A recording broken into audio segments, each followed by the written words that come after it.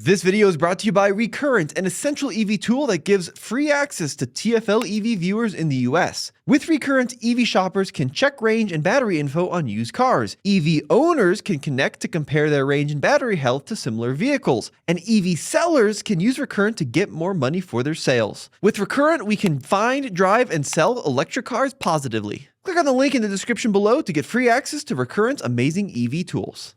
Hey guys, check it out. I am here with my buddy Brett, and we are in the new Nissan Leaf at the Julian Pie Company, where if you're out here just west of San Diego, this is the place to have pie, isn't it? Absolutely, 100%. Oh, that's another thing. So to start the car, unlike a Tesla, you actually have to hit the start button, and Nissan says that makes it more intuitive for all of you types who don't like driving electric cars, because apparently gasoline cars always have to be started with a start button. So in this video, we're going to be talking about the Leaf and about the new driving impressions, but I gotta say, I'm kind of more interested in, Brett, what's over there? Why don't you show them, go right. Oh, yeah. Look at that. Somebody, looks like the local Corvette club stopped here to get some pie. The big discussion at Julian Pie Company was whether the C5, C6, or C7 or C8 was the Corvette to have. So where do you stand on that matter? So we've had most of those now. We haven't had a C7, and I gotta say, I know it's gonna be. I'm gonna do a controversial hot take here. I like the kind of jet fighter styling of the C8. I know people think it's too busy and it's kind of overdone, but I have to say I really do like it. And I think, especially in this like mist red color, it really works well. But you can't go wrong with any Corvette, let's face it. And I say that owning a C3 Corvette, which people consider the worst of them all. All right, enough Corvette chat. Let's talk about this new Leaf. So this is the third gen. People think there's only been two, but this is number 3. I think it first came out, what, 2011? 2010, 2011? Sometime around there. And of course, when it first came out, it only had like 73 miles of range, and it didn't have an air-cooled, I should say, a climate-controlled battery, which was no bueno. So if you lived in places like Arizona, you could blow through the battery. And it didn't have a lot of range, and it was the first mass-produced electric car, but it didn't take Tesla very long to come out with the Model S that had almost 300 miles of range. And the Leaf has always kind of been, I think, it's always done this thing that you never want to do, which is overpromise and underperform. Would you agree with that? Yeah, absolutely. Yeah. And so now we have a Leaf that in the right configuration will do 300 miles, 303 actually. This, of course, as always, is the top of the line trim. We've got all kinds of cool stuff like heated and cooled seats. We got a heads-up display. We got this crazy panoramic, what's it called? What do you call it? Electrochromic dimming roof. Yeah, check that out. I saw that for the first time in a Porsche Taycan. How cool is that, huh? And so, you know, you're looking at a car that starts at about 30,000, and then if you get all the way to this one with all the bells and whistle, then you're at 42,000. I think the sticker on this is 42. But you get 300 miles of range, you get 150 kilowatts of charging, and you get 2 charging ports. Why is that, Brett? They do kind of an interesting way of handling charging. So you have the standard NACS adapter that can handle DC fast charging. So you've got Tesla Supercharger, Iona, a few of the other kind of upstart NACS adapter charging companies, but it will only do DC. So if you have a Tesla charger at home, what do you end up having to use? You end up having to use the other charging port on the driver's side, which is that J30? Yeah, it's some J something. I know. Yeah. But that one is only rated for AC, so you can't use that one at a DC fast charger using that older, like non-Tesla DC fast charging standard. So it's kind of a weird one. Yeah, so basically one side is AC and the other side is DC. Yeah. So direct current versus alternating current. And if you plug in the wrong kind of charger into the wrong side, it's going to not charge, which is going to confuse people.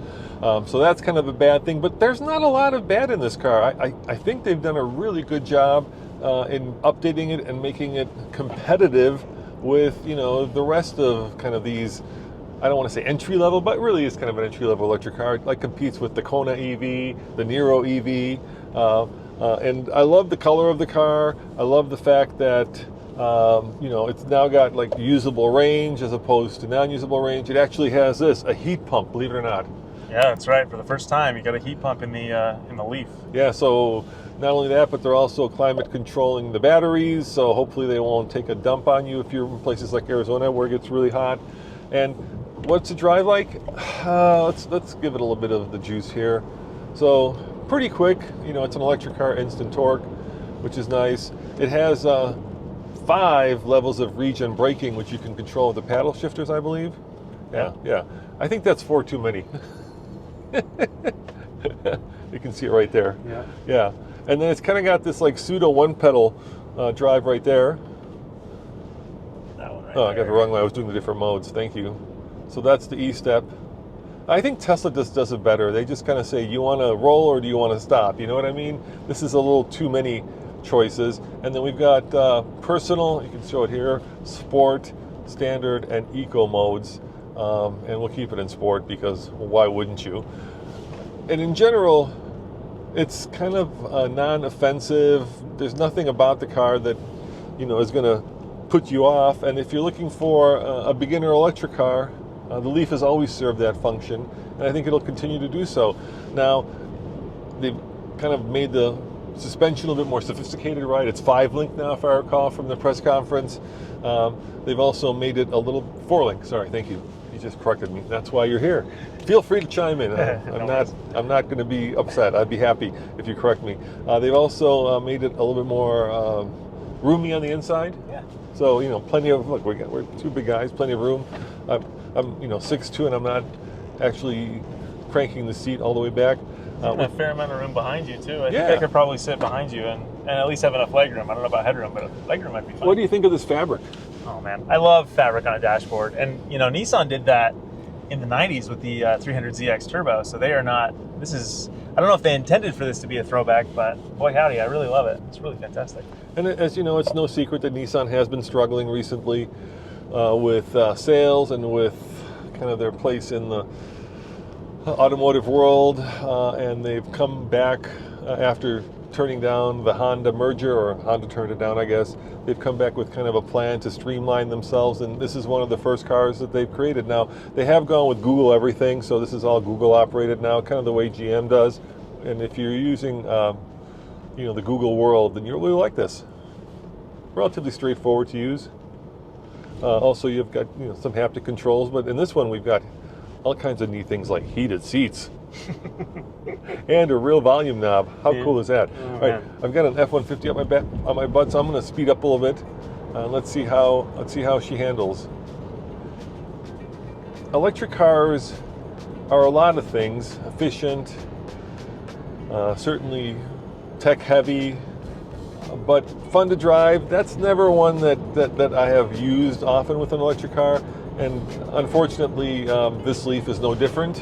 So it's not fun to drive, but it's just not something that screamed, hey, let's hit the canyons and let's really have a day out and burn some rubber. But that's not what this car's mission is, right? This car's mission is to drive you and your friend and your family to work and back. Maybe pick up your mom and take her for pie. And I think in that regard, these cars are great. And design-wise, it kind of looks a little bit like baby Aria, which is their big electric car. Now, I'm kind of running out of time. I've only had a half a day here to film this, so we're doing this on the way back to the hotel. I'm trying to get there before my plane leaves. But we will use manufacturer video to show you what this car looks like on the road. So we did not shoot this, but I want you to see it. So don't be surprised if it's much more polished than a typical TFL video. What do you think of the styling? How do you feel about it compared to the old Leaf? I like it a lot. That's a great question. I like it. It looks like a very bright Skittle, Yeah. it does. It's happy. It's not going to stand out, but in a world of in a world of black, white, and gray cars, having like a color choice like this. You know what the Monroney calls this color? Let's find out. Yeah, let's find out what they call this. Mint blue or sea froth. It's probably in there. There we go. Alrighty. Sea froth or some kind of sea. This is. Do you say? It should say on top there somewhere. It says premium two-tone paint for $800. Yeah. I do not see. Yeah. See, they color. Hit it. They hit it. I'm sure it's got some cool name. Guaranteed. But you had the price dead on. It is $41,930. So. And you know what manufacturers have been doing recently, Brett? They've been secretly increasing the price of vehicles, not by actually increasing the price of the car, but by increasing the dealer delivery and handling. Mm-hmm. And so I was just driving the new Ford Expedition Tremor, and the Monroney, it said the dealer handling was $19.95. I think it was, or was it $21.95?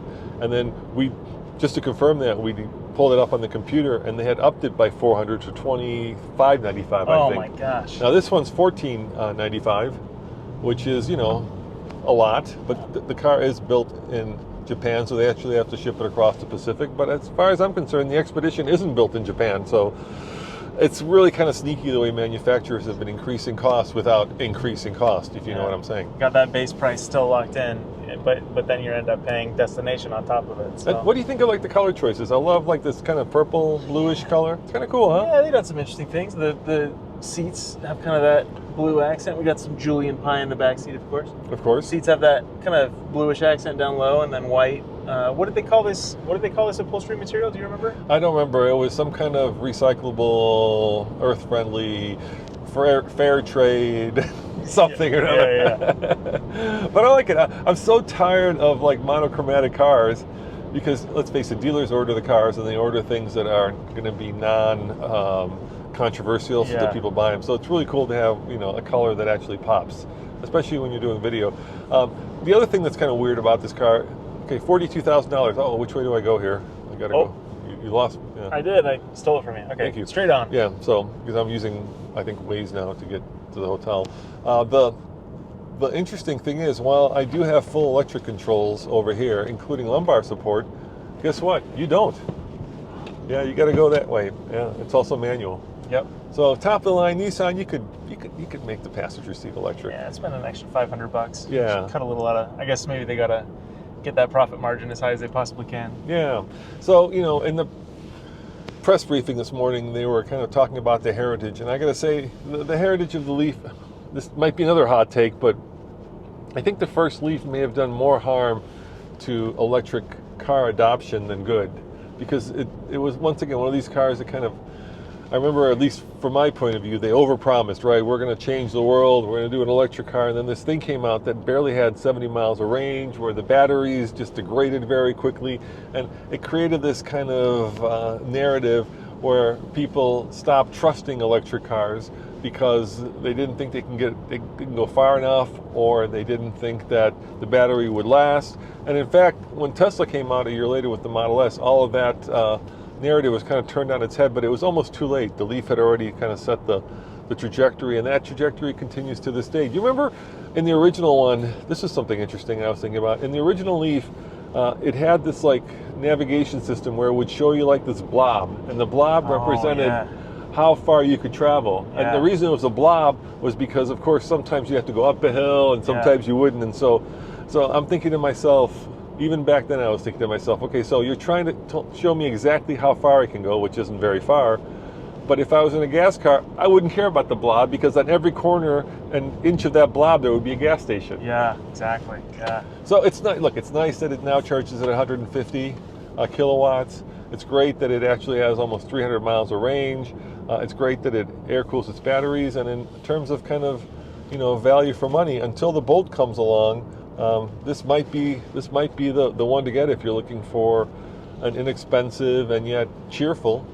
I would say it's cheerful. Would you say it's cheerful? I think that's kind of the defining characteristic of the Leaf. It's just it's a happy little car. It looks happy, cute and happy and friendly, and almost like a puppy. Yeah. Like a puppy that totally. that showed up at your garage, and you're like, oh, I guess I'm stuck with it now. Now we own, I should say own. We lease the current Leaf, and we're paying $9 a month, which says a lot about how well Leafs we're selling. But it's a very fine car, but it's kind of more functional than fun. And I would say that the thing that makes this a pleasant surprise is that it's more fun than functional. I mean, look, it's been now 15 years, this is 2026, since this first one came out. And I think Nissan has learned a lot. And for some reason, they didn't apply it for a long time, but finally they kind of applied it to the car. And now you have a car that's competitive in the marketplace, I think, and fun to drive and fun to look at, and maybe the right size for people in the city. It's a good little car, and you know, does it carve corners? it doesn't matter, right? Yeah. Who's going to be doing this in a Leaf? This is not why you buy the thing. So once again, it's not going to necessarily win any Angela's Crest races, but it doesn't have to. Yeah. And is it confidence inspiring? Yeah, it's confidence inspiring. Yeah, it's that's fun. the thing. Is it's not serious about any aspect of its performance. It just kind of does the thing, and yeah. This is what Nissan, I think, has to go back to, right? They were always the brand that gave you Japanese engineering, which is good, JDM, right? At I'm not going to say budget cost, but certainly value for money. Yeah, reasonable. Yeah, Nissan always offered reliability and value, and I think that's what the new Leaf represents. Now, it starts at 28, but you're going to be, you're not going to be in the cheerful one for that. It's going to be a little bit more. Yeah, you do have to spend.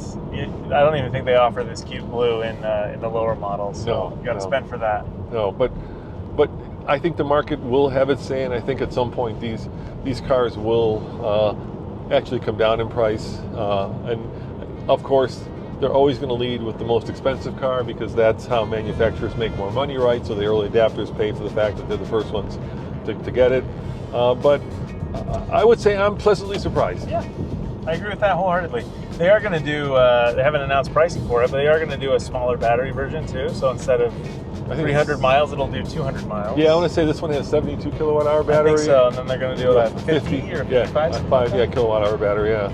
And if you like everything about the Leaf except the price, then maybe that's the one for you. But yeah, I think it's a pretty charming little car. I like it a lot. Yeah, and there aren't too many there's like real buttons here, which is nice, and real window switches, unlike Volkswagen, and push button transmission, and then haptic buttons up here. But hey, you can't have it all. Not terrible, yeah. No. Yeah, it'll do the job. Yeah, it'll do it. Yeah.